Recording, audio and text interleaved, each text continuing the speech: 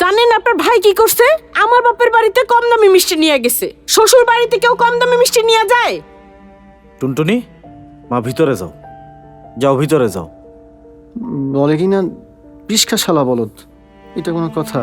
কুসুম, এগুলি সত্যি? আমি তো এরকম জীবন চাই নাই। এমন জীবন কি আমি চাইছি? তোমার ভাই তো হইতাছে একটা আস্ত বলদ। যাও যাও, বিয়ে আর একটা করো গিয়া, তোমারে না করছে কেউ? সুযোগ পাইলে ঠিকই করতাম। ভাবি, এটা কিন্তু গুনার কথা বলছেন। ওই মি ওই, তুমি কি বাইতুল মুকাররম মসজিদের ইমাম? তুমি আমারে গুনার কথা শুনাইতে আইছো না। তুমি দয়া করে মুখটা একটু বন্ধ করবা? আমার বোনের প্রবলেমটা আমারে সলভ করতে দাও নাকি? এই প্রবলেম কোনোদিনও সলভ হইব না। তুমি তো বলদ, ও হইছে আরো বলদ। তুমি তো তাও খালি হাতে যাও নাই, শ্বশুর বাড়িতে কম দামি মিষ্টি নিয়ে গেছো, আর ও তো হইছে খালি হাতে। দয়া করে মুখটা বন্ধ করো। ভাবি, আমার বলদ বলাটা ঠিক হয় নাই। আমার কাছে তো ভাঙতির টাকা ছিল না, নাহলে তো মিষ্টি নিয়ে আসতাম। টুনটুনি কিছুদিন এই বাড়িতেই থাকুক, আরে নিয়ে যাওয়ান লাগবো না। তোমরা আগে তোমাদের ঝামেলা মিটাও, তারপরে ও যাইবো। এই টুনটুনি, তুমি ভিতরে যাও। ওকে মামি।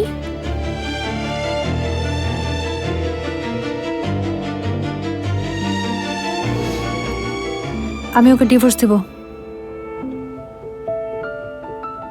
কি? ডিভোর্স দিবি? তারপর উঠবি আমার বাসায় আইসা?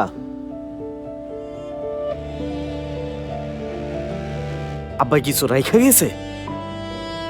টাকা নিয়ে আসবি? তা তো পারবি না, আসবি তো খালি হাতে। তোরে খাওয়াইব কে? থাকবি কই?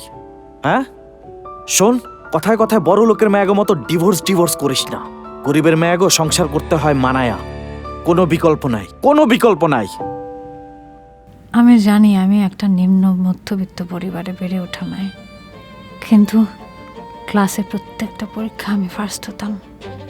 আমার সব ফ্রেন্ডের থেকে দেখতে আমি অনেক বেশি সুন্দরী ছিলাম, অ্যাট্রাকটিভ ছিলাম। মা বাবা আর ভাইয়ের ভয়ে জীবনে যে কয়বার প্রেম এসেছিল, একবারও সাহস করে আগায়নি। এক সময় তারা তাদের পছন্দে আমাকে বিয়ে দিয়ে দিল। স্বামী শিক্ষিত, বড় চাকরি করে। বিয়ের 6 মাস পর জানতে পারলাম সে এসএসসি পাস, চাকরি করে একটা প্রাইভেট কোম্পানিতে দালালের। ততদিনে আমার পেটে বাচ্চা। লোকটা আমার দাদি, নানি, মার কাছ থেকে পাওয়া সমস্ত গয়না আমাকে বুঝিয়ে নিয়ে চলে গেল। ব্যবসা করবে, আমাদের দিন ফিরবে। 9 বছর হয়ে গেল, এখনো সেই দিন ফেরেনি। মাইরা ফেলো, ওরে মাইরাই ফেলো। এই সকল পুরুষরা মুখে বড় বড় কথা বলে, না বউরে সুখ দিতে পারে না বোন রে। নাও ধরো। না না,